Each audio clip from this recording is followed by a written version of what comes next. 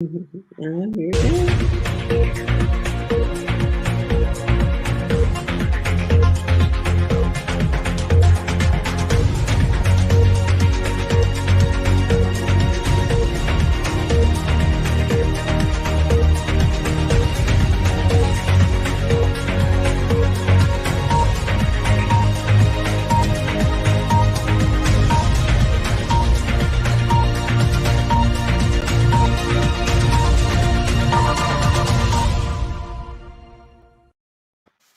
Right, welcome.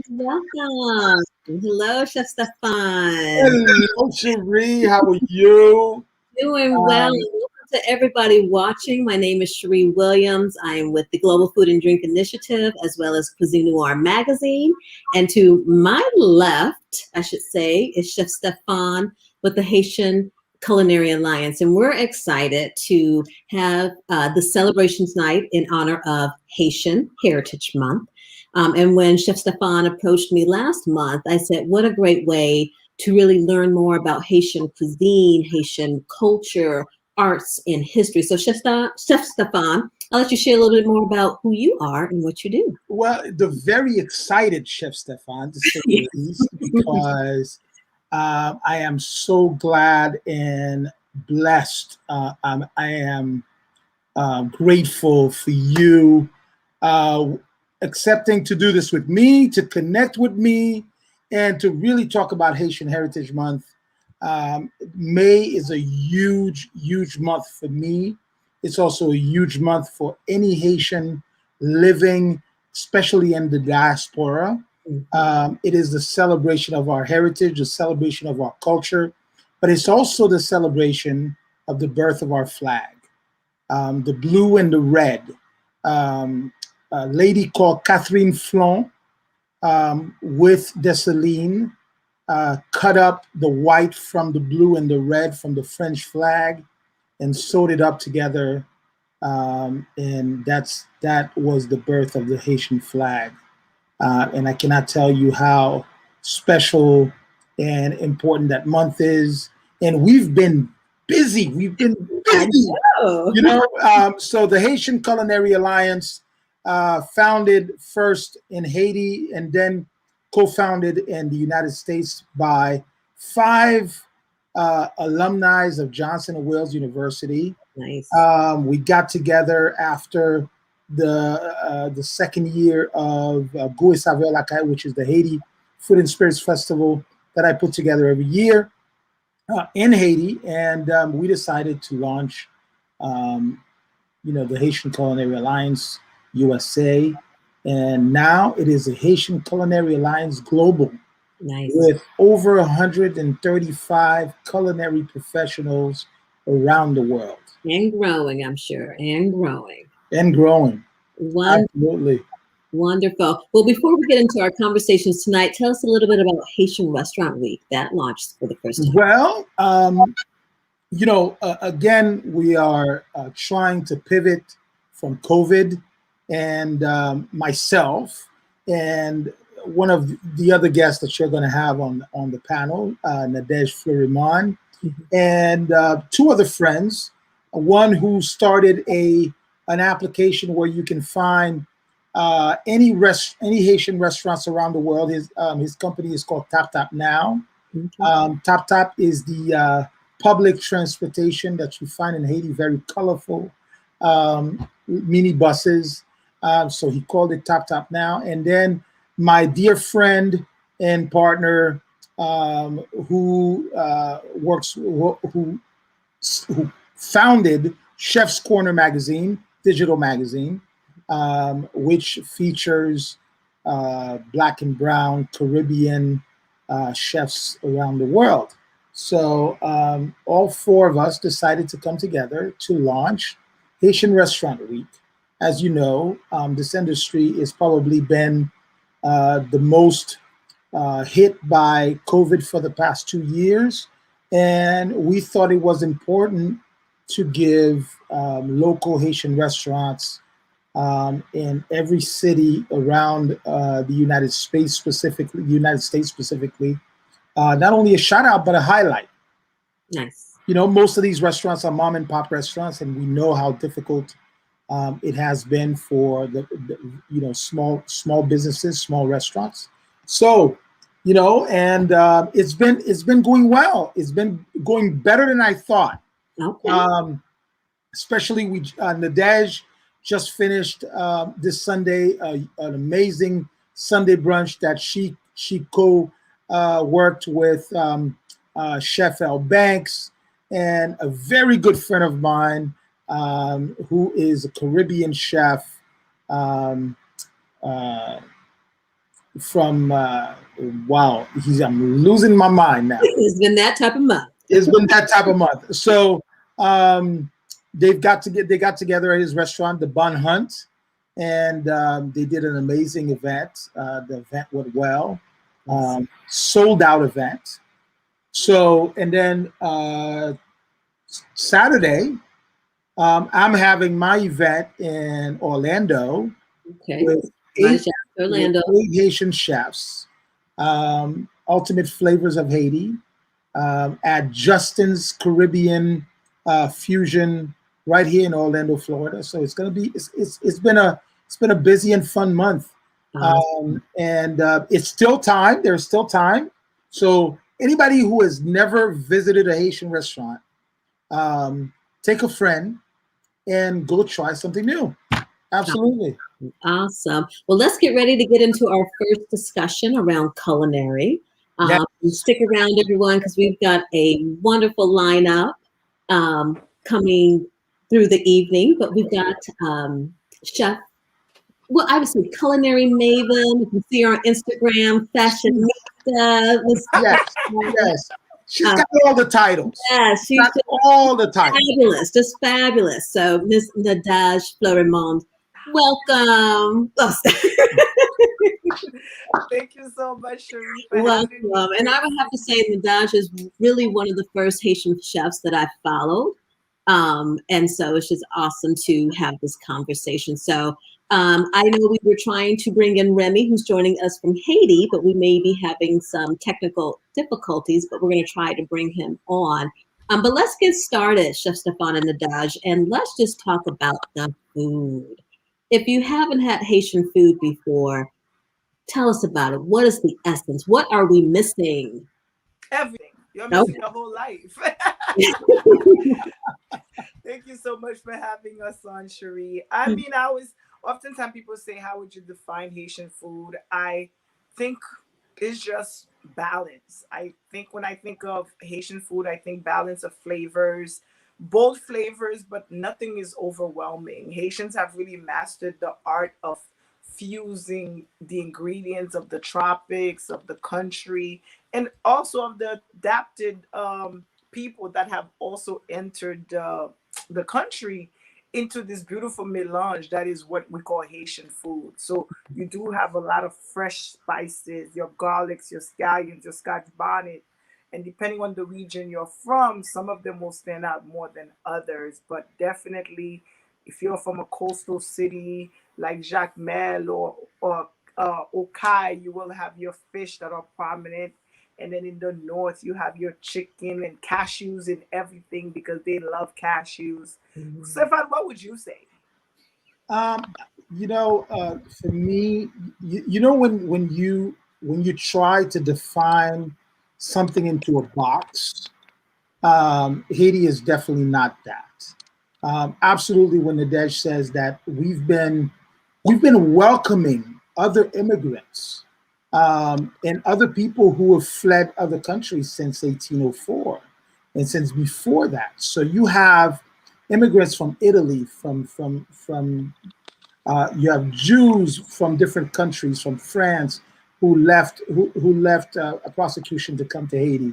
You have the immigration of Arab countries like Syria and Lebanon, who came to Haiti. And when you put all of that mixed with the Spanish, mega African influence that we have, plus the Spaniard, plus the French, plus the English, plus the um, Arawaks and the Tainos. you have something absolutely amazing. That's what you have. Wow. I'm sorry, Dr. Vod. No, these are your people. So, you know what? I would like to ask both our friends here. If I came to your home, what would you serve me as the first meal? Wow, that is a very good question. You know what what I would serve you as my first meal? Our warmth and the way we welcome people just like you were family. That's what we do in Haiti. The minute you walk into Haiti and you walk into someone's home, you are no longer a stranger. And then it's you got to have coffee. Okay. That's probably the beginning and the end of a meal for us in Haiti. Haitian coffee is absolutely amazing. Haiti was the leading producer of coffee in the Antilles and the West Indies. This is one of the products that made France the superpower that it was under Napoleon. And our coffee is absolutely amazing. And I can tell you that is the first thing we offer people when you get into our home, and it is the last thing you have when you finish a meal. Nadesh? Ooh, I want to cook it all. I want to feed you everything you got. 'Cause you... But yes, again, I'm from the south of Haiti in a city called Lekai. So my friends and I, we always joke that we put coconut in everything. So Yes, I we would do. definitely make you a, an amazing fish stew, but with coconut Wow. milk, which a lot of Haitians don't do. But we love red snapper in Haiti, and we consider it a meal that we definitely want to share with guests. Because the thing about Haitian cuisine is we compartmentalize the food, right, Stefan? There's party foods, Abs- there's Sunday foods, there's celebration foods. So basically, when you know someone's coming over, you definitely want to serve them something very special. So I would either do a beautiful white rice with sauce pois, which is sauce pois is our bean sauce with cocoye, with coconut milk, with a beautiful poisson roussel. It would probably be one Oh, of the dishes. And then, of course, I still want to cook some more, and I'd probably make you a beautiful legume, which is our stewed vegetables. If you're a vegetarian, I don't know, without meat. But if you're not, then it would be with beef stew, and I would add some crab into that. So it's very funny that Nadesh talks about Lekai because my paternal part of the family is from Lekai, and my maternal part of the family is from Jacmel. So I'm from the south and the southwest. no. And it's funny that one of my dishes over the weekend was Haitian style grits. So we use yellow cornmeal, Okay. and it had not only coconut milk in there, but it had the I had grated some fresh coconut into that cornmeal. And let me tell you, but my grandmother was my maternal grandmother was an amazing cook, Mm. and Sundays were it was a big party at my house. um, from from from close family to extended family to friends who are family and people who are not family. They all came on Sunday because my grandmother cooked everything. And it usually a big table with lots of stuff. But what I saw with my grandmother is her French and Lebanese influence on the table as well. Mm. One of the favorite things that she cooked was cow tongue, and after braising it, she would peel out the very heavy skin and sear it in a saute pan and serve that with a mustard sauce. Mm. Let me tell you, when you ate at my grandmother's house and you saw the Creole chicken with cashews as well, and you saw the rice and beans, you can't have a dinner at my house without no rice and beans. Yes, it's rice and beans, not beans and rice. Okay. Okay, and actually, rice and beans is our national rice. It's Okay. our national dish. It's part of our national dish. And then you have, at my house, every Sunday you had griot. So griot is an amazing, probably the most iconic street food on the face of the earth.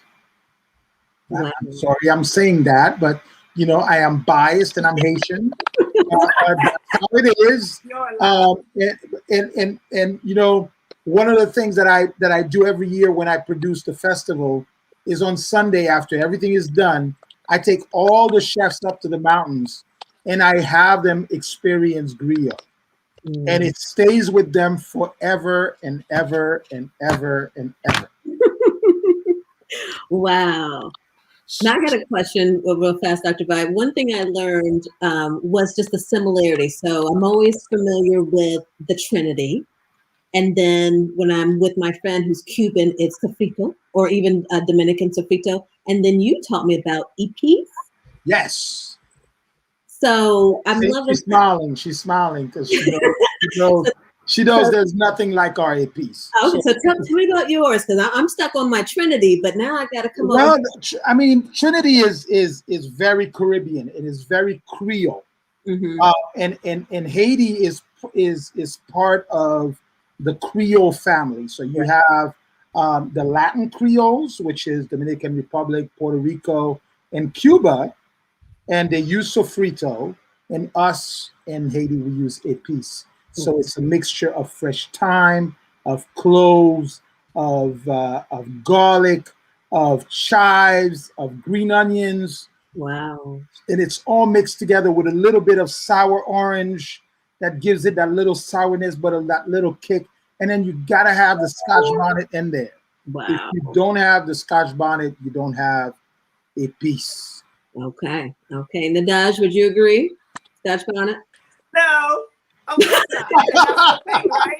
Because, and that's exactly the thing, right? Because it's going to vary from household to household, right? Absolutely. So as much as we do have the staples of the garlic, the scallions, parsley, I heard him say thyme, of course, but then there's people's household where they won't add the sour orange because they use their ippies for everything, right? So sometimes they don't want the sour orange tang in their rice, so they may not add it for the rice dipping. So what I love about discussing food with Haitians is we all swear that the way we make it is the only way, and then we go to war over it, and we want to kill each other. So it's really fun.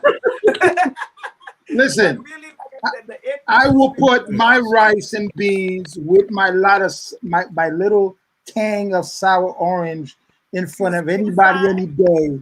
You come talk to me. You see what Okay. And no battles here now. Come on, love. It's celebration month, not war month. But All right. I'm glad you invited Nadej to have this first conversation because when I moved to New York in 2007 to open my very first Haitian soul food restaurant, yes, we actually had Caribbean and soul food mixed together. How beautiful can that be? Yes. And a year later, I would meet Nadej in New York City, and her and I connected at the highest level because of our passion for people and our passion for food.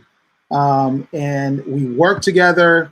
We've done a lot of cooking for different people together. She actually brought me back because I was getting ready to leave the industry.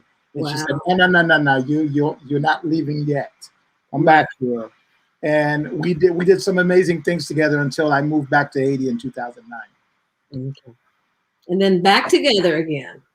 Yes. Yeah, and then Haiti was important because it was important that Stefan, because like I said, I think at the time when I started food, it was a time when Haitian cuisine was not being talked about too much, right? No. It was kind of like we had Haitian chefs, we had phenomenal people in the industry, but more assimilated as opposed to really talking about the cuisine.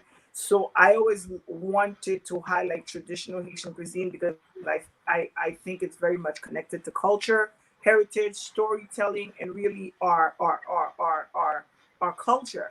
So for me, it was important to serve the cornmeal, which normally in traditional Haiti on special events, you don't serve at an elegant event. So I really set out to really demystify this idea that peasant cuisine, which a lot of our food is considered, should not enter certain spaces. And in meeting Stefan, it was phenomenal to see. Like he had the fine dining experience, and he had been uh, trained, that I was like, oh wow, this is a great partnership. And then with him later going to Haiti, it was so necessary to establish Gueusaville Lakai. I mean, a whole festival, not only highlighting Haitian cuisine, but inviting non-Haitian chefs to really understand the ingredients. Because I think our jobs as chefs is twofold. As Haitian or any kind of ethnic chef, is twofold, because we have the duty of carrying the traditional food abroad to others for them to understand what makes our food so phenomenal. But we also now have the added duty of expanding the palates of our own people, of the country, of our families, to understand that what creates a cuisine is not specifically cooking it in a very specific way, but utilizing those ingredients in creative ways. And I think Gueusaville Lakai does exactly that, because you do have the opportunity to taste what Haitian food is in its traditional form in various parts of the country, but you also now get to explore. Chefs can bring their own experiences, whether they're a soul food chef, whether they're a Italian chef. How do they? I remember the year I went to Guisaville, we had Chef Rosh, which is like she's from India. So really bringing those flavors, how do we combine it and really create something that is unique? And I love Guisaville for that. Nice, nice. Awesome, awesome. I'm sorry, Dr. Vaughn, looks like you got a question in you. Yeah, I always have questions. What has the pandemic taught both of you? One lesson. I know there's probably been many, but what lesson have you learned in the last 12 to 14 months? I think for me,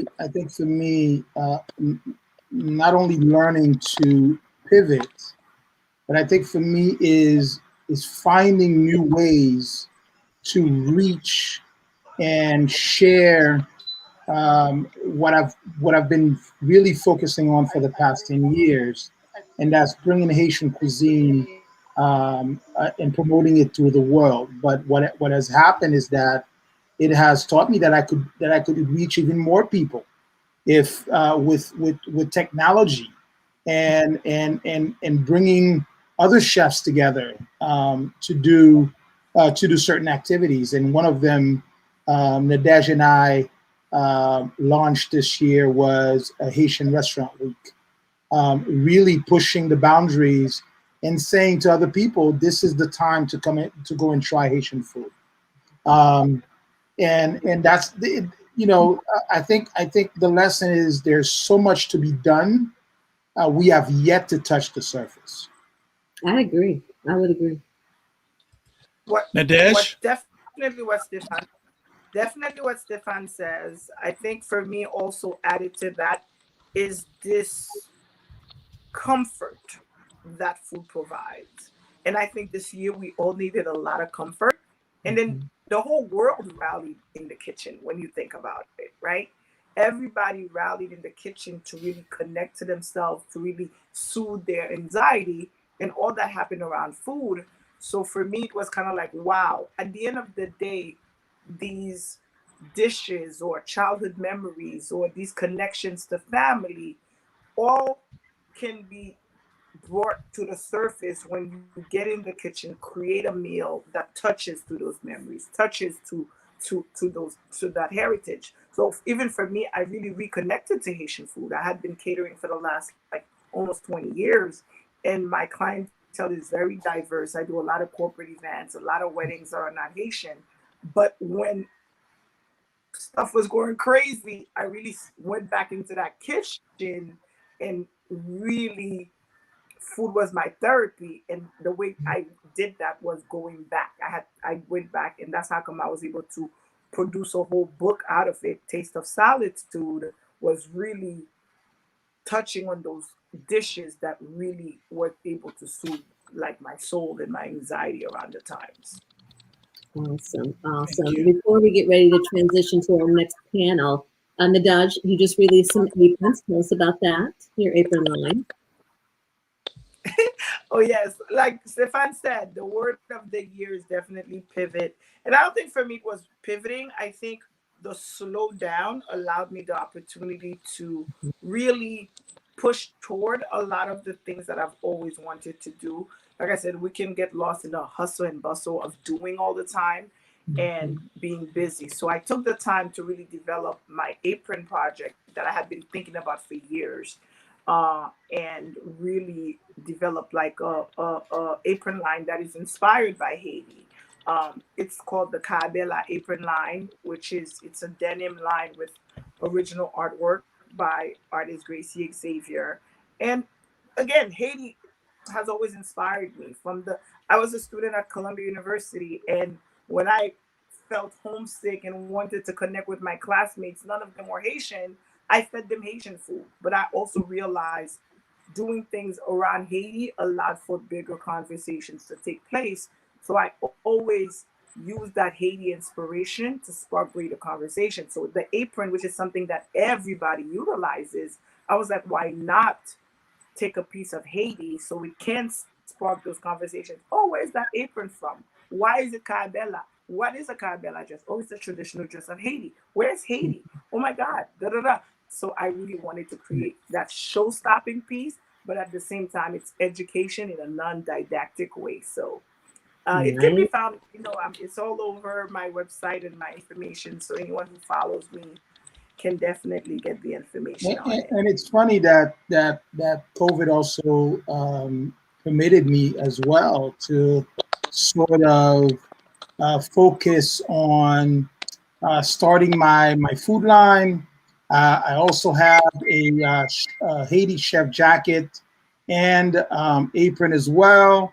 All not only produced in Haiti, but also hand painted by Haitian artists. So again, I think Nadej and I were very focused on everything Haiti and using Haiti as a platform to really show people that there is so much more to know Yeah. than the obvious conversation that has happened, through the media, through normal medias, and we want to tell that other story, and that's how and through food, I think both her and I have done such a job in really saying to people, um, take some time to take some time to get to know us. Yeah. Sometimes we put these perspective in front of us, and before we even meet someone, we already have these ideas. Stop, and just get to know us for who we are. And I think that's been our motto, if you will. Awesome. Linda Dodge, thank you for joining us. Hopefully you'll stick around. We got some food and wine folks looking to join us now. So we're going to go into that segment. But thank you so much. And again, like I said, hopefully you can join us for the rest of the show. Thank you Thank so much. you. Thank you. All right. So speaking of telling the story through food, we're going to bring in our next guest. And they're going to be coming in. We got Miss Regine Rousseau. Did I say that right? Did I give my French accent? Oh, you may be on mute, Regine. I was so impressed by that. Okay, I'm trying, girlfriend. I'm doing So it's Rousseau, but it's Rousseau, very close. Okay. All right. We've got Abner. We've got Miriam in Quebec. And okay, here's my French lesson, everybody. Is it Jean Wesley Michel? That is perfect. That is perfect. Very good. Very good. All right. And then we got Miss Corinne from Mascana Chocolates. Hello, everybody. Hello. Woo! Well, this is so exciting of just knowing everyone individually and then just being able to bring everybody all together. So we've got Chicago in the house. Corinne, are you in Haiti or where are you? I'm in Brooklyn right now. We got New York. We got Say it with the chest, like it's Brooklyn. we got Quebec calling in, and we got and then Abner, are you in Baltimore or I'm Maryland? in Baltimore. All right, we got I'm Baltimore. from born and raised in Boston, though. So. All right, so Baltimore by the way of Boston. So welcome everybody to the celebration, and we also have Chef Stefan. So just want to get into a little bit of conversation, and we'll open it up for everyone just to chime in. But you know what? Let's start with share your favorite memory growing up. Regine, I know your story from going to France and doing that wine and everything, but just share a food memory. Just everybody share a food memory. Well, my favorite food memories revolve around my mother. I know we got some chefs on here, but I would invite the chefs to my mama's house to eat some food. We always had these big meals, especially on Sundays. And my mom's specialty is Dewey John John. Okay. So makes the best Dewey John John. It's so good that other people in Chicago will ask her to make the rice. You know how y'all have the people who make the potato salad, African Americans got the potato salad. Macaroni and cheese. Right. My mama is on the rice. So it would definitely be one of my favorite memories is just my mom's cooking. Wow. Yeah. I guess for me, it would be the same thing. I mean, being raised in Flatbush, Brooklyn, Regine, I think my mom and your mom had to fight for the space in cooking because my mom was always on Dilly John John duty. If she wasn't on Dilly John John duty, she'd be on Lumbee duty. And my mom is the champion of Lumbee and Dilly John John. Bring it on, brother. Bring it on. We might have to get everybody in the kitchen for, a little Haitian showdown. I feel like a challenge. I feel like a challenge. I mean, Chef, I don't know. You might have to. You might have 3 Haitian bosses in the kitchen with you. You might lose your job. I don't know. I would say just my favorite meal is Dewey sauce noir, and so that's really my childhood. Just hey, I've never been manger Dewey sauce noir. That was it. That's kind of my childhood that I remember, and just being with my grandma and my mom, and just Haitians love to cook. They don't stop cooking, and they'll cook for everybody. So I'll probably say that's my childhood memory. Awesome. I would say on my side, well, I was born and raised in Montreal, Canada, and my parents, they instilled every Haitian value into us. But I think one thing that was always important was food. And my favorite memory would be actually cremas, which is related to my product. I think it's actually the first alcohol that a kid tastes because there's always an uncle that will tell you, so I just remember first communion, baptisms, kids running around, music playing, the adults dancing, and that little alcohol that you would sip as a crema. So that would be my favorite Haitian childhood memory of food. Awesome. Corinne? So I grew up in Haiti, we had Haitian food all the time. It's more like now that when I go to a restaurant, I get Haitian food and I get griot and bananas per se, even when I'm in Haiti. And my friend will be like, this is everyday food. And I'm like, yes, but I don't cook. My husband is German. He doesn't cook. So I need to get my griot and bananas per se when I go to a restaurant because that's my staple now. But I'll say growing up in Haiti, my favorite meal was souffle maïs, and it's always there in every first communion, so every wedding, every big thing. So whenever I have it, I know it's a special event, and I still love it. And yeah. Okay. So each of you, if you can tell our viewers just a little bit about your business and how you infuse your culture into it. Regine, you want to go first as the honorary Haitian in the wine community? Well, there's 2 of us. So my name again is Regine Rousseau, and my business is Shall We Wine. So we are a wine and spirit experiential marketing company. What does that mean? It means that we take wine and spirits brands and we help them grow their reach. So we introduce them to new audiences. And we do that through writing, through events, through in-store demos, through a lot of videos. So that's what we do. And how do I infuse my culture? I love that question because recently I was on a panel of writers. So I'm also a writer. And in my writing, in my book, I use a lot of Haitian Creole. I use some quotes from Bookman Experience. But in this panel, they talked about tasting notes and how tasting notes are only reflective of one culture. And one of the exercises that we had to do was we all tasted the same wine and we had to describe the wine from our cultural perspective. And it was like one of the best writing exercises that I've done because all of the flavors that I used were Haitian flavors. And Cola Champagne, I talked about that. And so it was just, it's really, I feel like I'm going to do that a lot more and bring in Haitian culture and Haitian flavors as I talk about wine. Awesome.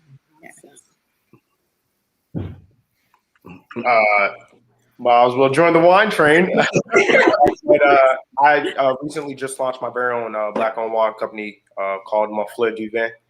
Thank you. I appreciate it. Thank you, guys. And as you can see, even the title, the name of my wine company, Monfleur, flower, du vin, wine in French. And so even, beginning with that, I wanted to bring my Haitian culture into that. My first wine is actually named after my late grandmother, Yvonne. And so I wanted to, memorialize one of the matriarchies of, my family. And moving forward, all my wines will be named after, inspirational women in my life, the strong, independent, caring, loving Haitian women in my life. My next wine that we'll be releasing this Sunday for Haitian Mother's Day is named Carlene, and that's after my mom. And so I, again, just wanted to honor her. And so that's just kind of what I do, the space that I'm in, and how I try to build on my heritage. I feel very good being on this panel because it just shows, our people, our resilience, it being Haitian Heritage Month. This just means a lot to me because then, it's inspirational. It's motivational. I see, my peers in their own space, in their industry, taking up the space. And, our story alone includes our Haitian culture. So. Awesome. I have to say that I had the absolute pleasure of not only meeting but hanging out with Abner this past last week while I was doing a dinner for the Haitian Embassy in DC. He's an amazing young man.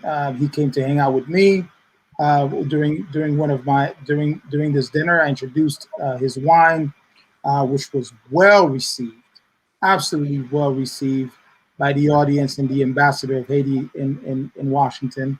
So my brother, I am very proud of you. Continue to push the envelope. I want to see more of you in this space, in this food and beverage space, and continue to shine, man. I guess as the rookie on the wine panel. Oh, please. We're not going to believe that. Not at all.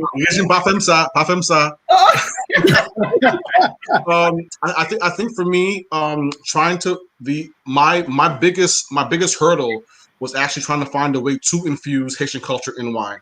I joined the wine game pretty late. Regina actually was the first person that I spoke to in the wine space about 3 or 4 years ago, and just not identifying other Haitians in the space because there isn't a Haitian wine. At the time, there was not a Haitian wine. If I'm not mistaken, I think Abner is actually the first Haitian wine. Miriam with LS Liqueur. I'm from Laval originally. Félicitations. Hey, Laval. Right? I'm sorry, I don't mean to interrupt. There is another Haitian brother from Oregon. That's Abbey Creek. I always forget about that. So our community of Haitian wines is few and far between, but they're impactful. Abner, Bertoni. So for me, the way I incorporate the Haitian culture in my wine education, my demos, is through my name, because my name is literally French and Creole, right? And it's for wine. If you've been studying or if you follow the wine journey, every good wine has a story. So I infuse my culture through my story in some way, shape, or form, because part of my journey has allowed me to get to this place, right? Growing up in a Haitian household, there was always wine on my table. My dad is a French classically trained chef, so I've always had wine. So my household, there was always wine. So it wasn't for the past 5 years, maybe, that I really started to take wine seriously.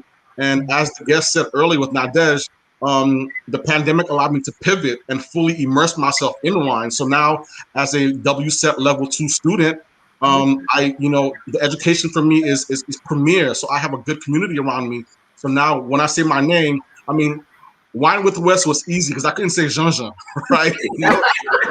As a Haitian, but through marketing, I'm very adamant about making wine non-pretentious, making it accessible, and also knowing that we have access within our community. So to have Regine, to have Abner, like really, it's dope. It's one of those things to be able to say, like, I know other Haitians in the food and wine industry.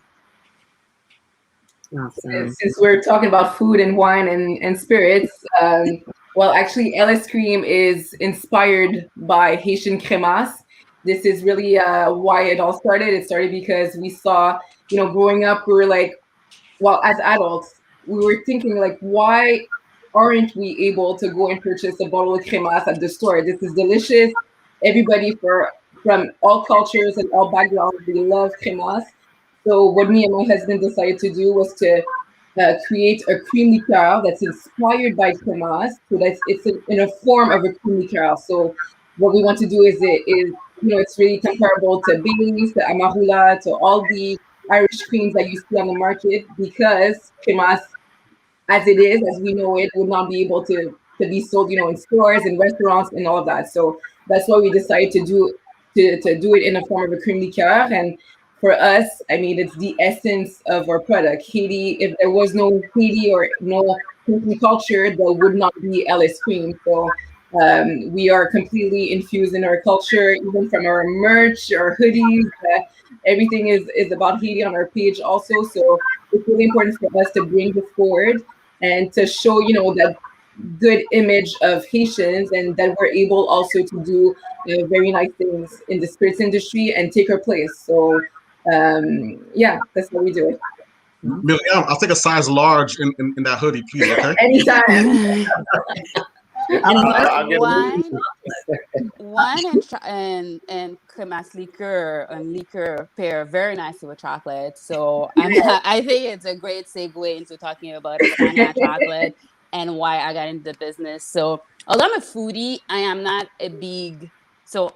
I'm not one of your mom's cook, Regine, or Jean Wesley, as you say.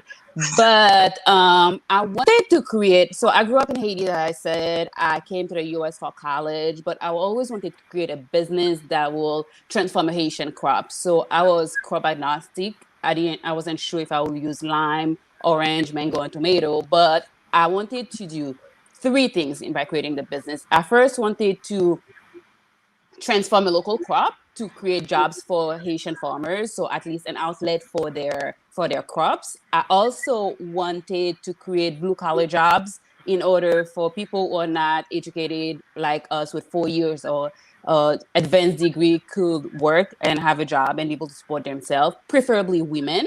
And I also wanted it to be outside of Port-au-Prince, not in the Republic of Port-au-Prince as we call it, but create opportunity outside in the country side. So I started researching different crops. And when I got to cocoa, I realized that high-end chocolatier like Bona in France, Valrhona was using the Haitian cocoa and transforming it in chocolate bars. These are some cocoa beans I have with me. So I decided, why not do a finished product in Haiti? So we have a product that says made in Haiti that we could be sell in Haiti, sell abroad, be proud of, that will showcase Haiti's culture. And you might notice, ooh, someone has a bar too. Yeah, and as you say, like this is the wangane, I mean, the flower of bird of paradise on this. This one is showcasing the wing of a hummingbird, the wangane guess. So yeah, so my goal was like this, like to create a business that will transform a local crop and create a delicacy made in Haiti and handcrafted by women. All my chocolate makers are women and be very tasty. Awesome. I'm very proud to say that the beverage space, I am seeing more and more Haitians get into the beverage space, and that's an amazing thing. It's an amazing thing to see LS Cream. There's other companies today that have followed that have followed suit and actually putting out cremas in stores as well. I have a young Haitian from New York who Absalon cremas. who started a company called Blue Royale, which is a mix of agave, tequila, and rum. There is another Haitian American in Brooklyn that is in the bourbon space today. It is absolutely amazing to see more and more of my people, get into the beverage space, and that is exciting. It's exciting, but what is more exciting is the partnerships that we can get into between and this is the reason why I founded the Haitian Culinary Alliance. It is not just for chefs; it is for every professional in the culinary space, and that means food and beverage. So I hope that as I see more and more of the beverage space develop, that I will see more and more of my beverage friends come together with the alliance as well. I mean, I think it'll happen. I think that in order for us to grow in this space, we have to have the conversation, right? Mhm. If I can use this example, for us to get exposure, we have to have the conversation, right? The conversations don't happen without panels like this.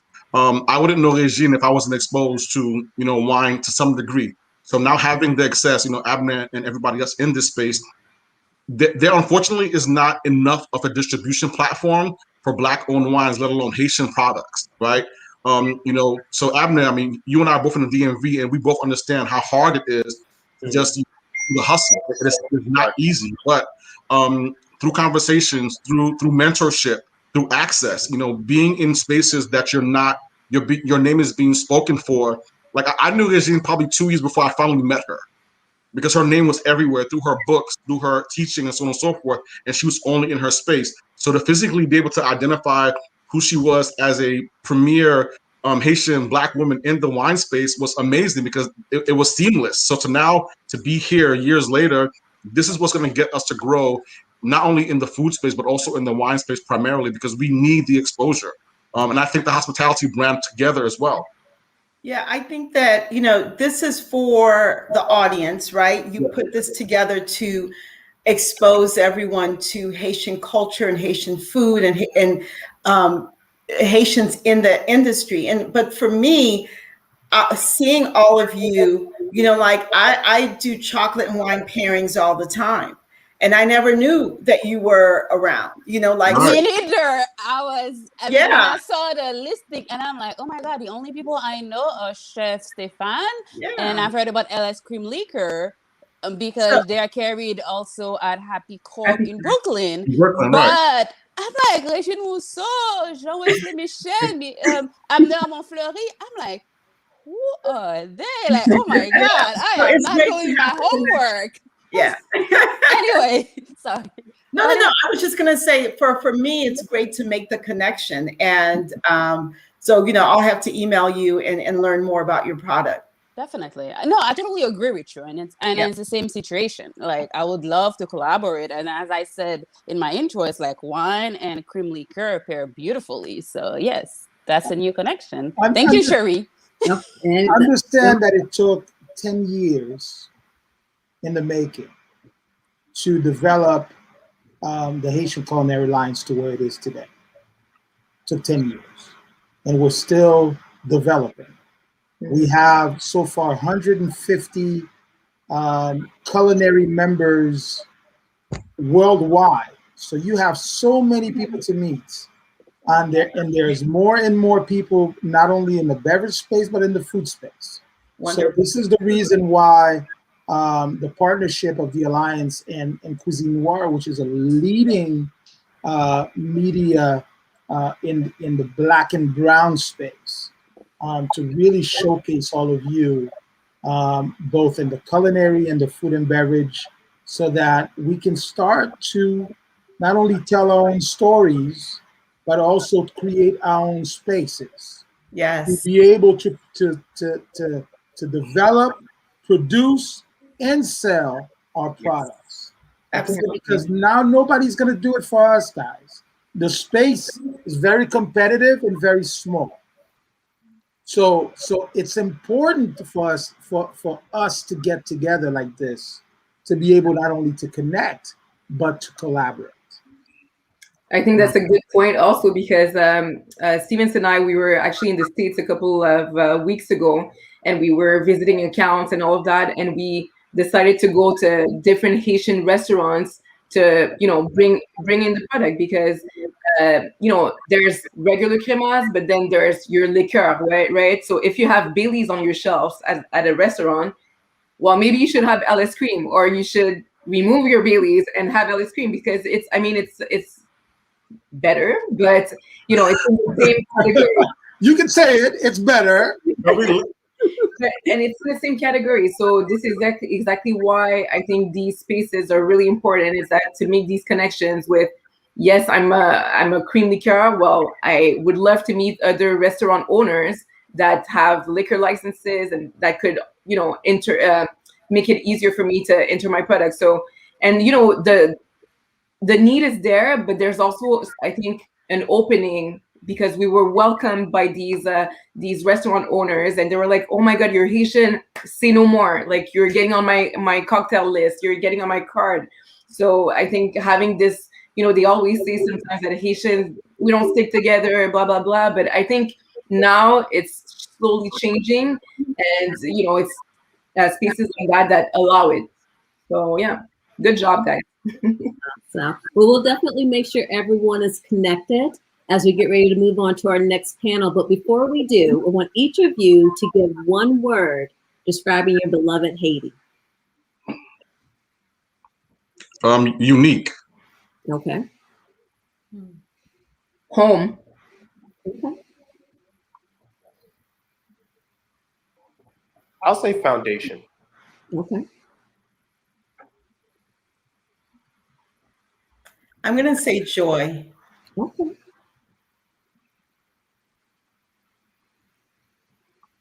Vibrant. Nice. And Chef Stefan, final word? Wow. I'm going to use a word that many of us seem to forget. L'union fait la force. That's more than a word. Well, we can go with unity. Yeah, unity word. Okay, together we are more powerful than single. Being single. So, if all of us get together, imagine what we can do. Awesome. Well, thank you, everyone. Thank you. Hopefully you guys will stick around for our next couple of conversations, but we appreciate all of you, and everyone, make sure that you follow and support their businesses. Thank you. Thank you for hosting us. Thank you. Bonsoir, everybody. Bonsoir. Bonsoir.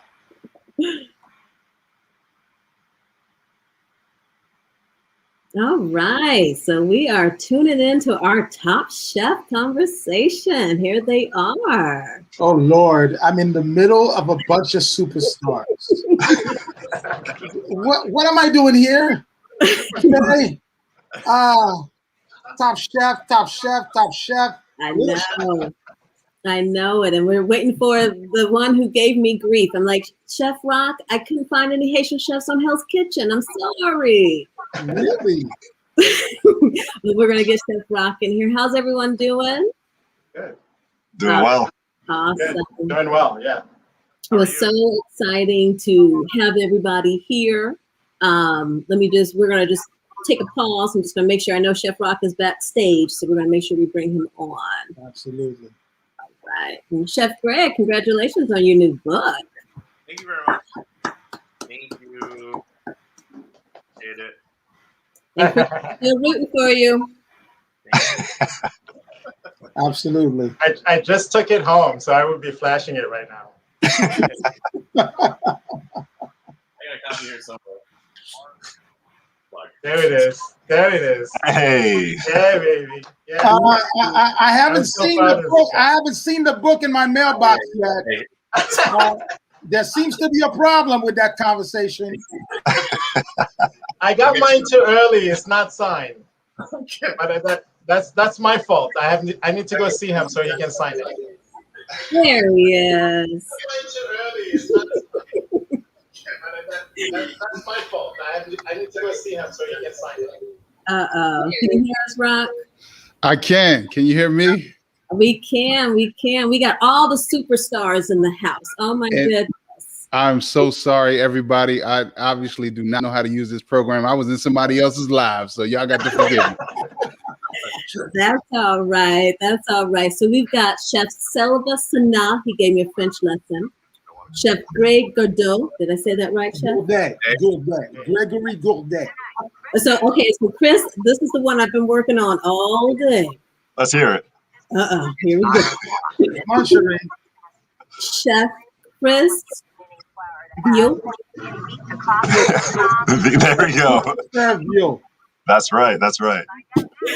All right. And then we have Mr. Rock Harper. So we're going to let him take it away for this fun panel. And again, thank you, chefs, for joining us for our Top Chef conversation. Listen, Cherie, thank you for having me for hosting. Look, I'm intimidated by all these heavy hitters, man. But this is going to be a great conversation. Chefs, welcome. Cherie, I know you're going to have to bring me in. You know I can talk all night. So let me know when you want us to. I know Margot's coming with that heat next. So let me know when you want to bring it on in. I want to start off because history is so rich and such a culture, our experiences growing up. How about we do a little round table, everyone's table, right? Shouts to Greg in the new work. Congratulations, my brother. Let's start with each of you briefly sharing how food played a role in your families growing up. Chris, can we start with you? Absolutely. Yeah. Every time I kind of bring up my first introduction to cooking, I always think back on sitting down on the floor with a mortar and pestle, grinding up herbs and spices for my mom as she was preparing the family meals and everything. So that's one memory I always cherish, and I love to share that with guests because it brings me on the connection of how I got introduced to food. Now, cooking and understanding Haitian food never came until later on in my career, but growing up in Randolph, Mass, my parents would introduce us to all the food that they grew up eating in Haiti. So it wasn't really until my teenage years where they stopped cooking Haitian food at home and they were just like, all right, let's do the pizza, let's do the spaghetti from up the road and things like that. So I have the base knowledge of what Haitian food meant to my family, what it means to me now. And I'm just now getting that reintroduction of how I can implement that into my cooking. Excellent. Chef Greg? Yeah, so, for me, I mean, Chris, our stories are a little similar, but, a very Haitian household growing up. My parents, I'm first generation, so we had lots of aunts, uncles. The cousins came over to Haiti. They started going to school. The other cousins came. They started going to college. So I actually didn't start cooking until I was much older, like in my early 20s when I was feeding myself in college in Montana. But I grew up in a very, very, big Haitian household with lots of family watching us. But food played an important part because my mom always cooked, or we would visit grandma on Sunday after church in New Jersey and she cooked, or, my aunt would watch us and she would cook. So there was always food on the table. And in a weird way, I didn't have to cook because all these maternal figures in my life cooked so much. So, I too I learned how to cook everything later in life. I went to culinary school and I kind of worked at all these different types of restaurants, and I committed to kind of diving into the culture a little bit more a few years ago, and here we are. And I'm trying to open a Haitian-inspired, at the core, Haitian-inspired restaurant hopefully next year. That's Oh, wow. Excellent. Excellent. Chef Silva. I have to tell Gregory, congratulations. We have some history. We haven't seen each other in a while. Yeah. Uh, but for me, when it comes to Haitian cuisine, so I was born and raised in Haiti, and I came to America when I was about 6 years old. So for me, I remember a lot of like the little Haitian memories. I remember Christmas. I remember the aunts in Haiti. It's just very like forward thinking when it comes to food. Like everyone feeds you. Like when you live in the town, and especially if you're a kid, you can go from door to door and get fed. So so for me, I remember food as that, as something that's very sharing, very giving. And then later on when I came to America and we were a bit older, funny thing, my father cooked. Like my father cooked because one of the reasons we moved to America is my mom passed away when I was younger, and I had an older sister, but she was no more than 13 at the time. So my father cooked, and my father did a lot of the Haitian cuisine.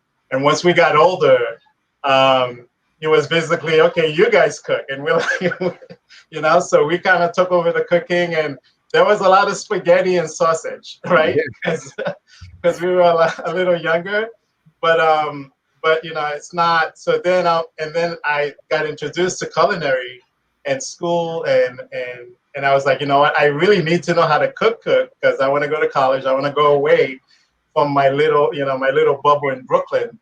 And so I got into culinary and I got into cooking, wanting to learn how to cook other than what I know. Yeah. Incredible story. I'm going to share a quick one with you all. My path into the industry. It was PBS, like Martin Yen, Justin Wilson, a little bit of Julia, a little bit of Julia Child, and a bunch of Ainsley Harriott. I don't know if y'all remember that, but that guy, I loved him from the UK.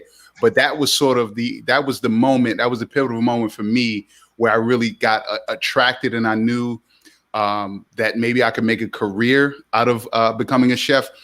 Chris, I'm curious, was there any particular food memory? I know you mentioned the mortar and pestle on the floor and helping mom out. Was there any particular food memory that really informed your decision to get in the culinary industry? And the same question to everyone. Not necessarily thinking back on cooking with family. It was more so came time for high school, and my mom was like, all right, what are you going to do? And as you all know, you have these strict rules into what you can become when you're going into school. You can be engineer, doctor, what's the other? Lawyer, yes. Yeah. And it wasn't my parents who were ever strict on that. They were just like, do what you want me to do. I want you to be happy and everything. It was more so my grandparents were like, are you going to be able to make a career out of that? And always questioning and making sure that I was okay.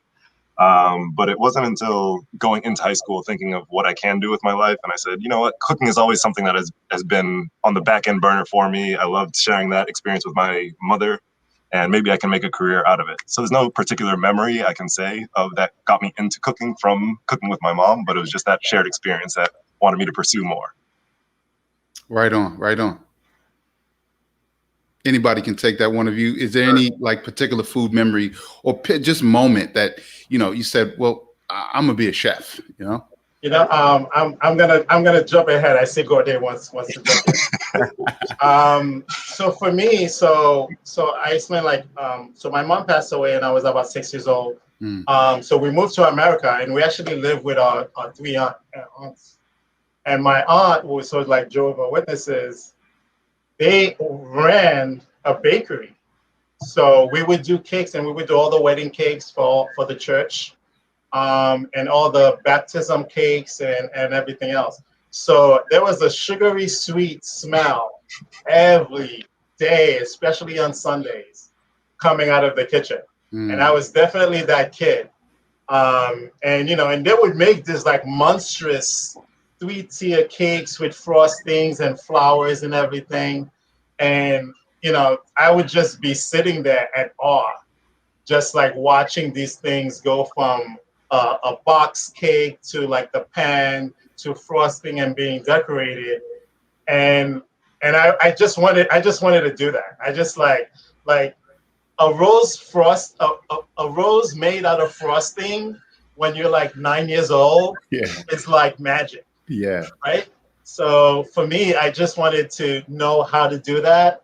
And then once I learned about the flavors, and it was like, wait, everything's white, but how come it tastes different? And then like they started adding the colors to the different frosting and different things. So for me, funny thing, I wanted to be a baker. I wanted to be a baker when I first started cooking, and that's why I make some badass desserts, but I found out later on I like the merit of different spices and different savory flavors more so than I like. Greg, before you answer, I'm curious, Silva, when did you switch, like from the sweet side to the dark side? When did you come over to the stage? I like that, the dark side. I like that. We know what it is. You know what? I would say like throughout high school. So in the high school, I entered CCAP, which was Careers to Culinary Arts program. And they introduced me to Jean Georges. So I was about like 17. I was in a beautiful 3-star restaurant in New York, and coming from high school, and it just like blew my mind. So we found out like with lettuce, things like lemon thyme, rosemary, rhubarb, and from that point on, it was like a combination of mixing different flavors, mixing different spices. And funny thing, like the chef spoke French, right? And I was like, oh, cool, I'm in. I get it. And I would find out later on, he was like an older Jewish gentleman, and he just happened to speak French. So it was learning French cuisine from an older Jewish gentleman in New York on 63rd and 3rd. So that's when I switched. Listen, when I was in culinary school or high school, we made croissants, and that was grand opening, grand closing. I just knew it was going to be meat and potatoes for me for the rest of my life. I can make a mean biscuit though. I can make a mean biscuit. Greg, it sounds like your revelation came in the 20s. You said. Why don't you give us a little info on that? Yeah, I mean, I got into NYU. I was doing pre-med. Both my parents worked in hospitals, like their entire careers. My mother worked in microbiology. My dad worked in chemistry at hospitals in like Brooklyn and the Bronx. So, I was going to be a doctor, of course, but 1 year into pre-med at NYU, I just realized, it really wasn't for me, and I kind of want to do something different. I thought I wanted to do wildlife biology. So I moved out to Montana, started studying wildlife biology. And that's actually there that I started living on my own for the first time, paying my own rent and feeding myself. So that's actually when I started cooking. And, I would just like read cookbooks and like make really simple food with like the little money I had. But, living there, I would cook for friends. We'd do dinner parties. It'd be the holidays. I'd stay out there. And, my friends were like, you should do this. So my first job was actually washing dishes at one of the cafes in town and making sandwiches at a bookstore that had a vegetarian deli. And those were my first 2 culinary jobs. And, I wanted to go to culinary school after that. And, I asked my parents, and they're like, sure, because they were always supportive. And so, so I went to culinary school after college. After about 5 years of college, I went to go to culinary school. So, I was in school for like 7 years. And, I got to culinary school about 20-something years ago. Wow. Yes. Well, it's working out for all of you, I would say. And Cherie, yes, I'm on the hunt for next year or next one. I'm on the hunt for some Hell's Kitchen, some Haitian brothers and sisters. I'm on the hunt. If they haven't, they need to start casting because it's just very top chefish, which is cool, But no, I'm joking. Well, you're not going to be looking for long because today the Haitian Culinary Alliance holds about 150 Haitian chefs around the world. This is the month where we have taken the mantle of highlighting many Haitian chefs in different platforms, and I'm glad to say that I'm gonna ask the next question to Gregory. Gregory, in your Top Chef competition, you were challenged with creating a pop-up restaurant. Mm-hmm. Why Haiti? Why Haiti? So the thing is, I'll go back to like my first season of Top Chef. And the first season of Top Chef, we had to create a dish based off memory. and I actually made puno sauce, and I couldn't find plantains at the store, so I fried bananas, and I made piquis. And that was literally the first dish I made on Top Chef, and I ended up in the top of that. But when it was time for All Stars a couple years ago, and they presented us with Restaurant Wars, I already had this concept in mind because this was actually the concept of the restaurant that I plan on opening. So I was super excited to be able to present this challenge, and I think that's probably why I did so well, because in my head it was already really, really planned out. Pre-pandemic, I was supposed to be opening the restaurant in January of this year, so I jumped at the opportunity, to present a Haitian-inspired restaurant. I had worked on those dishes in that type of setting numerous times. I've done pop-ups. I cooked at the James Beard House. I cooked with you, Stefan. I cooked with my mother multiple times.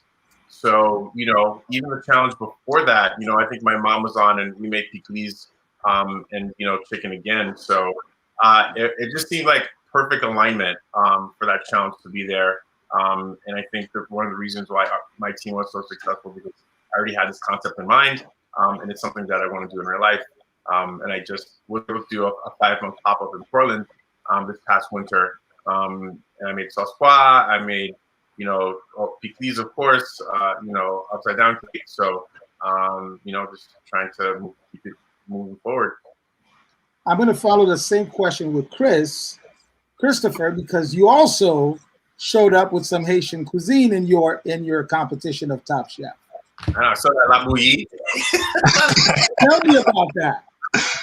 Yeah, so this whole journey and exploration, I've been really wanting to learn more about my heritage through food, and I've been really pressing myself and wanting to kind of dig deeper and communicate with my parents, because I don't want it to be a lost tradition. I don't want the techniques or the food preparations to get lost, because as Gregory, I'm a first generation too, and now I have my daughter. I want to be able to translate those foods and how to prepare them to her. So it was really when I came back from that experience on Top Chef where I wanted to bring my siblings together and bring my parents together and have them really introduce us for real, how to cook the food that they grew up eating, the traditional ways. I mean, I've presented dinners where it's a kind of modern interpretation of what I believe Haitian food is, using some of the spices and flavors that I know and understand, and those have went over well. But I wanted to dig deeper and kind of get back to the roots and scratch that whole idea of going into the modern interpretation way, because I never had the broad understanding of what Haitian food truly is. Yeah, I mean, I think I took kind of the same lesson away from Top Chef, Chris, because when you leave Top Chef, no matter where you end up in the competition, I think you always leave kind of understanding that like there's so much more to learn. And I too, when I left Top Chef both times, I just wanted to learn more about food. And, when I decided to commit to more Haitian cuisine, I would just spend time with my mom, and what was going on. Every time I went to visit her, we would spend time together. She knew clearly that we were clicking together, that I was going to ask a lot of questions, and I just kept plugging away that way. Right. Chef Rock, what is that one Haitian dish that really has marked not only your childhood, but maybe also as a chef? Me, well, I'm very new to Haitian food. I will say though, and forgive my ignorance, what's the name of the noodle dish is eaten every year? I forget. It was. I had it in New Orleans. I got it wrong. It's like a broad. Is it chaka? You think about chaka? That's okay. It was a broad noodle, and it was like a broth. No, is that wrong? Oh, you have soup jumu. Soup jumu.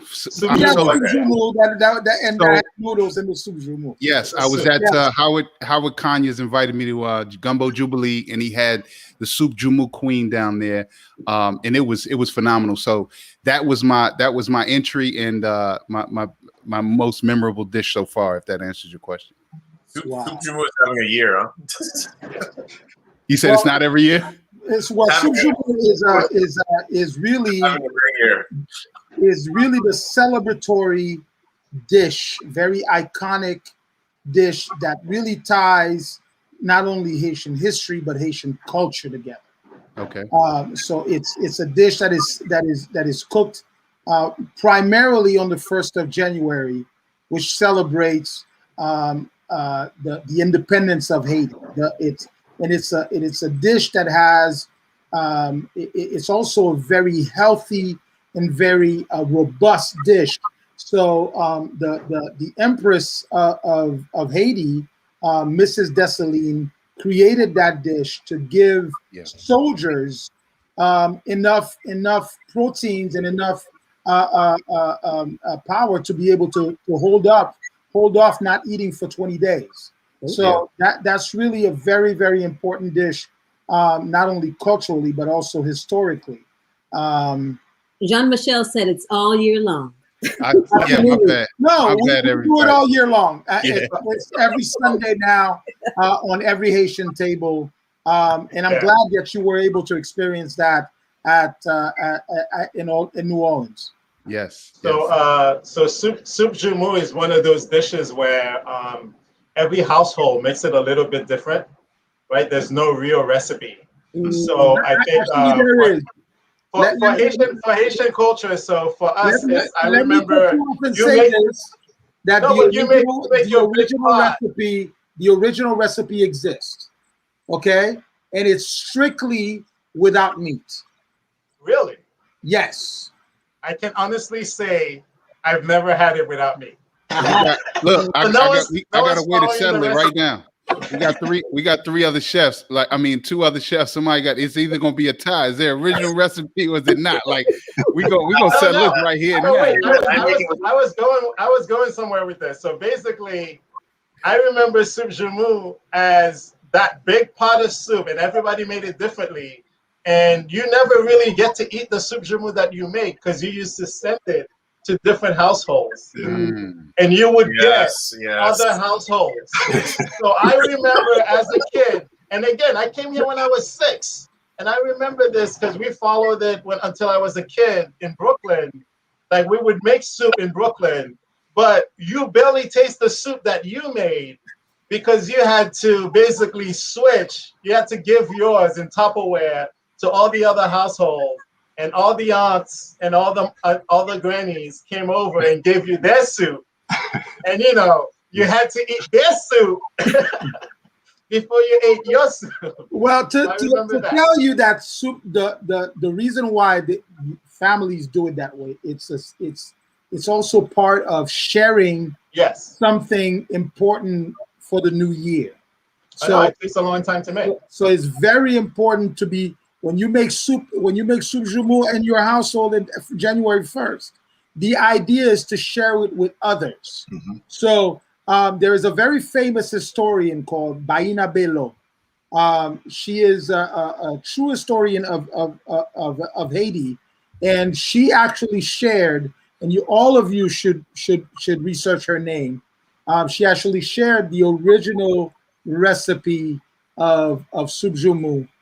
Which is made without meat. And the reason why it's made without meat is because the protein and enzymes that you find in the pumpkin that has been grown since the Taínos in Haiti has so many proteins and enzymes that meat actually eats up some of those enzymes and proteins. So that is the reason why the original soup jumeau was without meat. But again, you are correct. Every household makes it a little different. A little different, yeah. Hey, Sheree, I just like the sharing of like the 5 different soups because we never really ate one soup. We ate there was at least 5 different types on the bed. But I'm gonna have to try this no meat recipe, so I have to look it up. Yeah, I have specials every now and then. Do I have time for one more? Yes, absolutely. Okay, it's actually a quick one and another one. So I want everybody, before we log off, if we can go quickly and just tell everyone where they can, website or site where they can find your work. Greg, you want to start? Yeah, Instagram is probably the easiest place. GG30,000.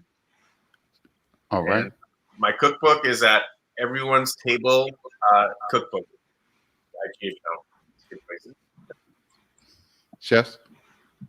I'm Silva Senate, so SYLVA SENAT. You can find me at silvasenate.com. Same with my Instagram. Usually on there. And then for me, you can find me at Chef Chris Vio, and you'll find links to all my websites and everything that I got going on. Excellent, excellent. So I got one more question. Obviously, we've all been on television a few times, so I want to talk about that. And we have a phenomenal conversation coming up. Well, I mean, the program has been incredible, but make sure you stay tuned. Margot's going to come on and bring the heat. Chefs, so over the last few years, we've seen chefs competing on culinary competitions, truly showing up with intersections of who they are as a chef, and that includes their cultural heritage. Whereas before, there was such a focus on traditional French techniques and influences. Many find that they need to be the chef that they feel the judges are looking for versus who they really are. I know I had some pivotal moments like that on the show. When appearing on Top Chef, however, was there ever a question of whether or not you would incorporate your Haitian heritage into the dishes prepared and use the national platform to talk about the Haitian cuisine? Chris, we'll start with you. Sure. I've just been recently diving into my Haitian heritage through food for the past 5-6 years. So I was very fresh into it, and I wanted to use the platform throughout the Pan-African challenge to be able to express myself and the little bit of knowledge that I did have. So it was a great platform to be able to see that the Pan-African cuisine was being represented, and having folks like Chef Silva, Chef Greg, I've looked up to them and I've messaged them when I've seen them competing on their past seasons. That's what got me to the point where I am, is being able to watch them and be inspired by the food and the representation of their culture that they were putting forth on national television. And for a young chef like me, that's what I'm hoping to kind of bring light to for the future generations, to see that we as Haitians, we as Black chefs can be represented and continue that dialogue of why it's so important to us to kind of carry that torch. I mean, I think for me, it was hard because like you said, being on television, and I wanted to show, and I've always done, whenever I've done Haitian cuisine, I've always done the modern version of it, you know? So I think for us, because it's easier to interpret and change and showcase, so we can do the modern version of it. So even on Top Chef, when I did my Haitian lollipop, to me, it was a more modernistic version of Haitian pate, which is what we usually have in puff pastry. But you know, I use a piece of Kobe beef for the ground beef. So but I had all the flavors. I put whole cloves in there, and I put a little ginger and cinnamon. So I had the Haitian flavors in there. And because I was tasked to create a food memory. And for me, a food memory was just eating Haitian beef patties. I know the Jamaicans gets all the love with the beef patties, but but the Haitian beef patties is truly like a pastry. You know, it's an art. It's not, for me, that was my food memory, and I just wanted everybody to have like a Haitian beef patty. So I made it on Top Chef, and ended up winning that challenge.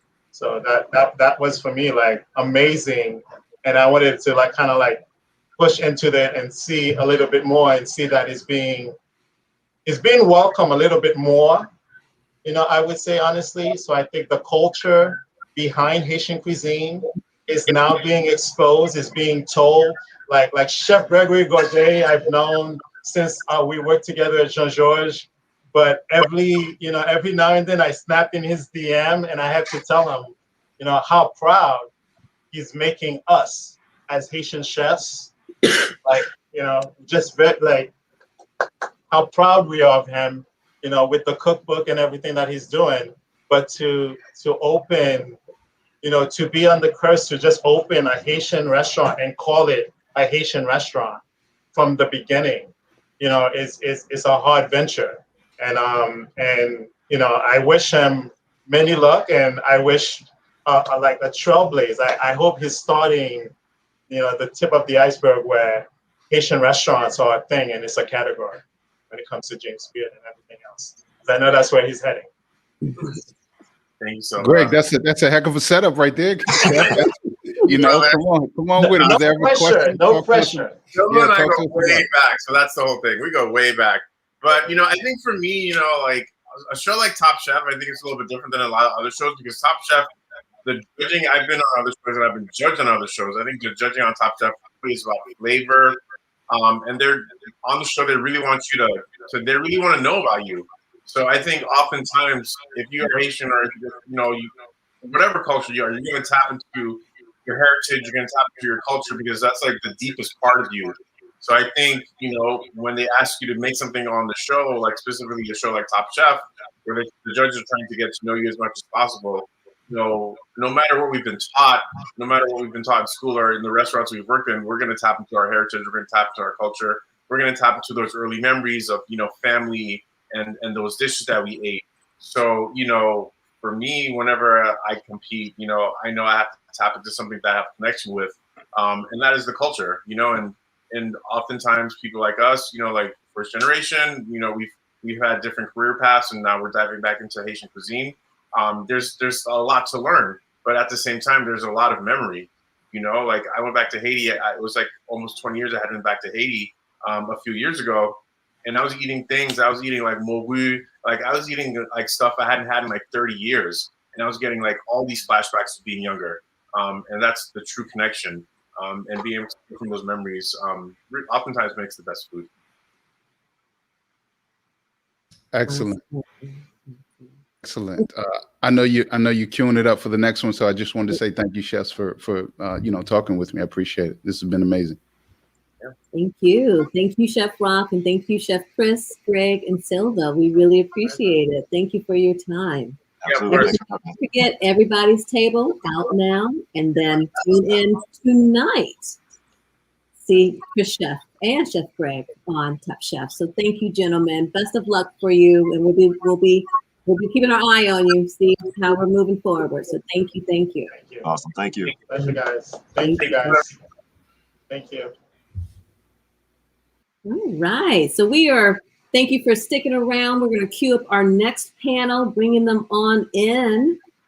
We've got Margot and Ashia, who are two of our Cuisine Noir contributors. They're going to be leading this panel, and I'm going to tune out. But Chef Stefan, feel free to stick around, and I'm going to have these ladies take it from here to talk to our wonderful guests about art and culture. So thank you, ladies. Hey, everyone. Hey. Hey, everybody. Thank you for joining us. My name is Margot, and my co-host, Ashia, is here joining me. We have a fabulous panel of guests tonight, and I'll just do a brief introduction of our guests. Tonight, we have Zan Damour Dumas. She is a multimedia journalist, wears many hats. She's a director. She's also a designer, and she's based in the LA area. Our next guest is Shayna Jeannot Thomas. Please correct me if I got it wrong. We've been practicing all afternoon. She is based in the New Jersey, New York area, and she is a brand strategist. She's also the founder of The Global Taste, which is a platform that features food, culture, wine, and just really fantastic businesses globally. Our next guest is Genevieve Angelique. She is a woman that wears many hats. She's based in Boston. She is an entrepreneur, a content creator, as well as the founder of The Other Boston, which highlights the Black experience. This is our guest. This is our panel. I'll let Ashia introduce herself briefly. Yes, welcome everyone. My name is Ashia Auberg, and I do writing for Cuisine Noir as well as some other food-related blogging. I'm really excited. I got a chance to chat with you a couple of days ago just about Haitian culture, Haitian resilience, Haitian beauty. So I'm really excited to continue those conversations tonight as we conclude this amazing event with just amazing tastemakers, chefs, influencers, entrepreneurs, drink tastemakers, and everything. So, Margot, I'll let you take it away. Awesome. Again, I want to thank my guests for just saying yes to being on here. May is Haitian Heritage Month, And so we recently celebrated a Haitian Flag Day on May 18th. And tonight we really are coming together to not only talk about Haitian art and culture, but also just the ingenuity of Haitian people as a group. And so we wanted to invite some of the best influencers and tastemakers, which is why we gathered our panel tonight. So I'm going to get right into it. My question for each of you tonight is, what about Haitian culture inspires you to do the work that you are doing in your respective fields and community? You can go first if you like. Hi everyone, I'm Shauna Jano Thomas. As Margot stated, I'm the founder of Global Taste. The Haitian culture, I think for me, in regarding to like what I'm doing right now, is the storytelling, right? That's what I grew up on. From the time I was born, I was always hearing stories, of course, around dinner, of course, like at family's house, like you hear stories. So like that's what stuck with me. Of course, like the food, the music, and all of the traditions. But one key thing I truly remember is like the storytelling, like hearing like my parents, my cousins, my godmother, uncles, like hearing all these stories play a role into like what I'm doing now. Awesome. Thank you. Hi, everyone. Good evening. Thank you for having me. My name is Genevieve Angelique, founder of The Other Boston, entrepreneur at the core. What about my culture inspires what I do? I think, honestly, this connection. I created The Other Boston as a means to help people in Boston connect with each other.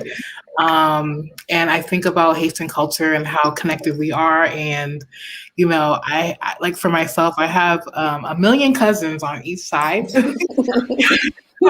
It's not rare for me to even be in Boston and run into somebody and be like, it's my first time meeting them, but they're my cousin.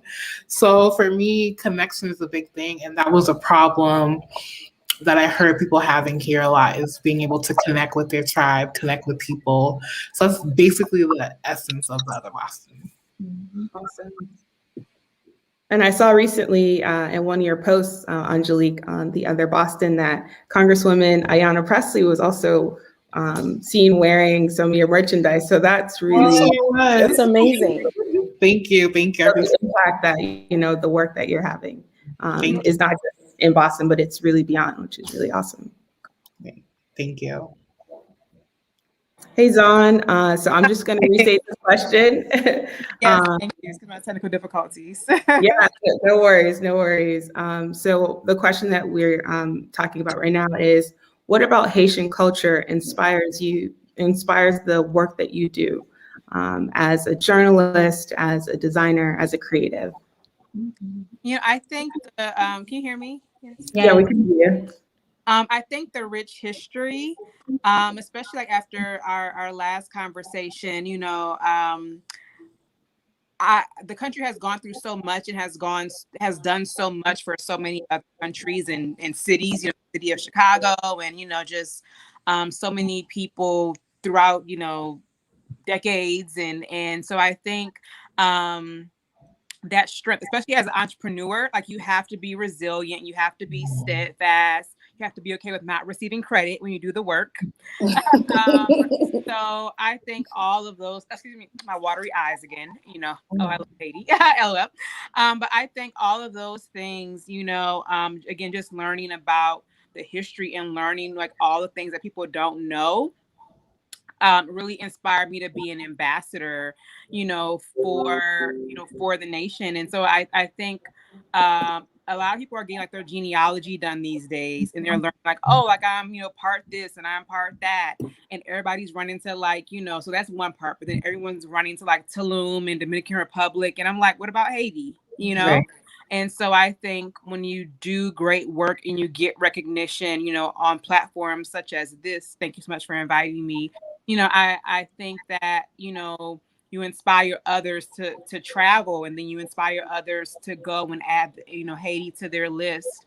And so I think that's really what helps inform my work, is that as someone that makes, swimwear and resort wear and duffel bags, I would love to be able to travel to Haiti and wear my clothes there and have, my following say, oh, it's so beautiful, like I think people only know but so much. So I think, when you do the work and you put it out there, you inspire others in so many different ways. Yeah, so you talk about being like an ambassador of Haiti. So a question I have for you all is around, when we think of this digital space we're in, of social media, what presence have you seen, Haitians kind of taking over in this digital space around like culture and heritage and all of that? I'll go first. I've seen a lot of the skits, like the funny videos and the memes.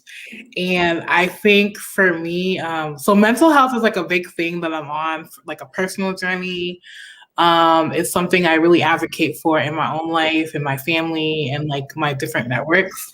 And so I've seen a lot of, like I see the Success Juniors, and to be honest, I'm triggered by a lot of them because it's like close to real life. But I see us just shining in that space and also in the travel space as well. Yes. Just to piggyback off of what the previous panelist has mentioned, I went to Haiti for the first time in 2019, and I was like so ashamed that I had never been to Haiti before that. But there's so many other Haitian Americans like me who never really got the opportunity to go to Haiti, or if they did, it was when they were much younger, and so don't really have, don't remember. And so for me, it was really important to just kind of through Instagram, just like log my whole journey. So part of it meant not being present because I was always thinking about like I wanted to show people back home because I knew how important and meaningful it was for me, but also for other people. And the feedback was amazing. But I do see us like just kind of taking over everywhere. Like even to be on Shade Room and see Success Junior, I think that was like a couple weeks ago. It's like we made it, So that's just my input. I love that. I think that to piggyback on what she said, the digital space has definitely been impacting like in our culture, like from travel. You have so many influencers who's like she said, like traveling to Haiti, showing the beauty of Haiti. And I think that plays a major role. And I think that we decided to become brand ambassadors because who's going to tell the story? We can't wait for CNN. We can't wait for Condé Nast. We can't wait for Legion Travel. We decided to become brand ambassador for the country ourselves, which allowed other people in different communities to visit Haiti, to put Haiti as a destination to visit. Because like growing up for me, my mom told me like, Haiti used to be on Wheel of Fortune. When you get the prize and you solve the thing, Haiti used to be there. You know what I mean? My parents tell me Hotel Olafson, a lot of celebrities went there from like people you would never think of, they were there. You know what I mean? So Haiti was like the pearl of the Caribbean, and a lot of people flocked to that destination, and it got lost throughout the ways. But now the Haitian diasporas, the native, they're going back and they're using social media to spread the word, and also WhatsApp too, even though WhatsApp is used for different things, but they use like other sorts of platforms to share their journey. Right. Yeah, I think definitely the like using hashtag because I've had so many more followers, things like Haitians who blog or like Haitian fashion designers, like just using hashtags are really helpful. Like I haven't had a chance to travel there yet. But again, I think being able to, it's so much more accessible now. Like you really have no excuse because as you two are saying, like you can literally see it on social and you can see that it looks like everywhere else that people are going, and so like you have the power to like inform yourself. Like there's no reason why like there should be so much misinformation, and so I think that's the beautiful thing about social is that again you're scrolling, you're like, oh, she's cute, oh, where is she, look at the hashtag, oh, you know what I'm saying, like you get to see like, oh, he's fine, where is he from, oh, he hates me. Like that's literally how I started talking to a guy last year. That's a whole other story, but like literally click like Haitian men, Haitian women, Haitian designers, like there's really no excuse not to educate yourself and be well informed. And I think that's a great thing about social is that it allows you really quickly to learn so much about the country and about different people. And, again, it really helps you to expand your network. I have a little story I wanted to share.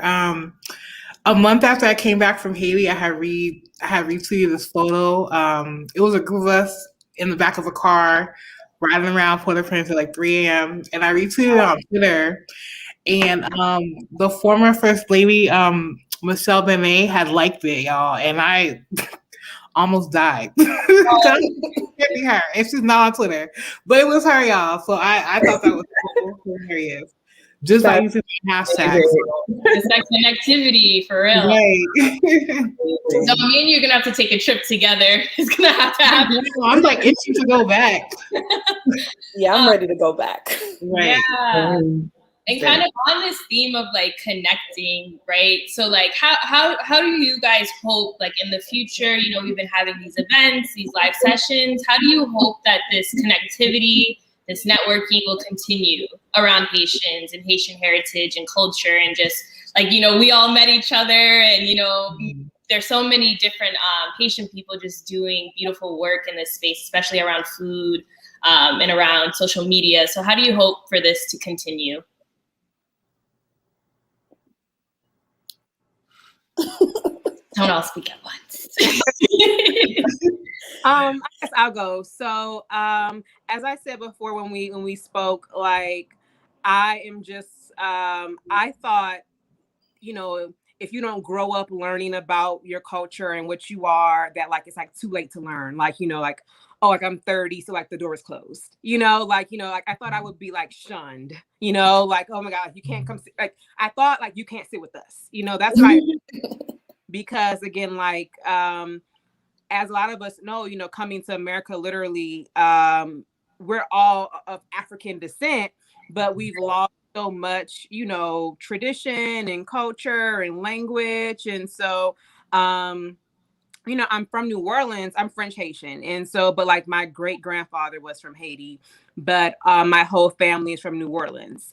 And so people already have assumptions, oh, you're from New Orleans, so you're Creole, or, like you do voodoo and you speak French. People have all these assumptions, but it's like, I have to learn like who I am, And so I think like that's the great part about doing things like this is that no matter how old you get, like people are always going to inquire about like your upbringing, your heritage, your hair, your whatever.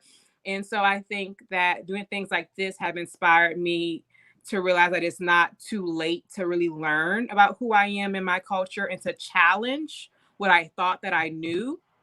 Because again, like being from New Orleans, people just kind of assume certain things, but it's like, we don't speak French in New Orleans, or everyone from New Orleans isn't Creole. Everyone isn't, people don't ever say, oh, are you Haitian? People just assume, are you Creole?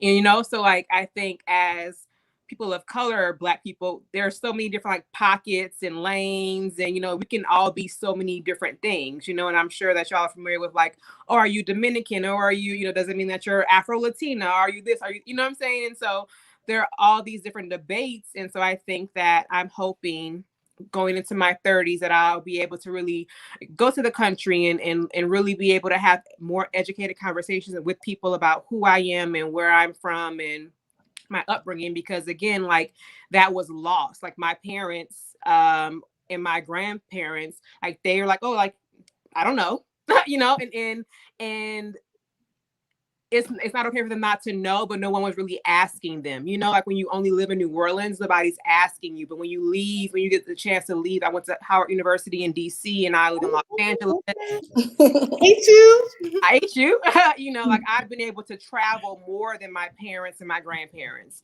So people are asking me more questions and I need answers, So I'm just really hoping that people, again, regardless of how old they are, that they continue to ask questions about their background and their upbringing and challenge what they already know.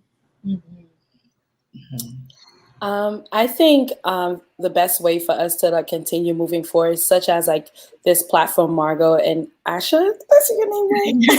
Yeah, is continuing doing like conversations like this, events like this, also the main key thing is staying communicated, staying in contact with each other, supporting each other events, sharing events, whether it's digital, whether it's in person, telling another Haitian person or telling your friend who's not from the Haitian community to come learn about the community. That's the best way, in my opinion, for us to continue sharing the narrative about Haiti and teaching other people, and as well as learning more about our history, because our history is so deep. Right. And it's hidden, and we need to keep discovering, because that's how, like Zan said, we'll know more about ourselves. Right. Like I'm always learning more about Haiti. Like Haiti played a major key player in history, helping Bolivia, helping Venezuela. Like even like few weeks ago, I didn't even know until I saw it on the Union Suite. Haiti helped Greece. I did not know that. You know what I mean? So it's by us staying connected with each other, sharing events and supporting, and that's like the best way, and telling people. Right. You all made awesome points. I definitely think it's important to continue to learn, and I think also supporting each other. I think something I would personally like to see, I would like to see less divisiveness in the community when it comes to like Haitians versus like Haitian Americans. And I don't know if that's just like preach my own little whatever. Maybe because I get triggered a little bit. So I'll be like, it's like, am I Haitian or am I not Haitian? Like y'all want to claim me, y'all don't want to claim me. But I would like to see like more connection, but also less focus on like where you grow up, but like also like, yeah, maybe I wasn't like Haitian born, but I'm gonna be as Haitian as you can get. Yep. So that's kind of what my point of view about that is. So absolutely. Very awesome. Agree. Thank you for sharing your thoughts. I had a question. It's a little bit more lighter. Do you guys have a favorite Haitian saying or phrase? I know Creole is a very colorful language. Yeah, as you all know. But are there any, funny sayings that you're just like, you say it weekly or your parents say it on the regular? I forgot how my mom said it in Creole, but it's pretty much like, stop being nosy. It's like I forgot what's the saying, but it's like, okay, so I was looking for something and I went somewhere else, and she said, I'm trying to remember. It's like stop being nosy, like never looking, like stop being nosy, but it's like a proverb she told me or whatever. And then there's another one she said, like, I'll crack jokes on her sometimes when I was younger, because the way she would walk, if she has like back pain or something, and she was like, Vini, what Vini? Like something like that. So it's like it's some stuff like that she would say. That's funny. So Nadej said, is it Sispon Fejuda? Is that what you're about? No. I have, when there's a next panel, like I'm gonna remember. I feel like calling her. I know you'll have to text it to me. I'm gonna ask her to tell her to send it to me on WhatsApp. Since we're on, this is all about culinary. Growing up, my dad used to say, thank you for this question, Margot, because one thing I love about being Haitian is the language and how poetic Creole is, and this how, first of all, you can't really translate a lot of those things, so they're not going to make sense in English. But my dad always would say, "Gangu se misère, vent place et tracas," which means like hunger is misery, but like a full stomach is like, I don't know how to say tracas. Like a headache. Yeah, like it's like another problem. Headache, yeah. But I just love all the different things, and I feel like the older I get, like a lot of them make more sense to me, and I'm like, they're not as crazy as they sounded growing up. So that's great. Any other? I was gonna say, well, again, like being from New Orleans, like I think an assumption that people speak Creole and we don't, but it's like the French is influenced in the language, so it's more French.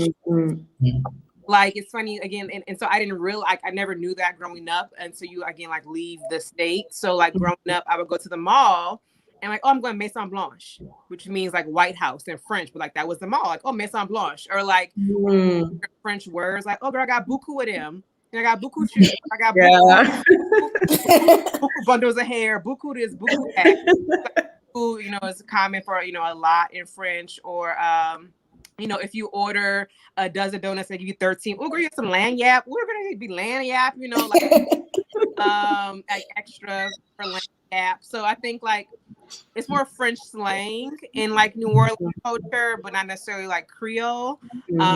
But that's something again, like when I visit, that I would love to pick up, and I would again love people to do more, like just understanding of the fact that it's not the same.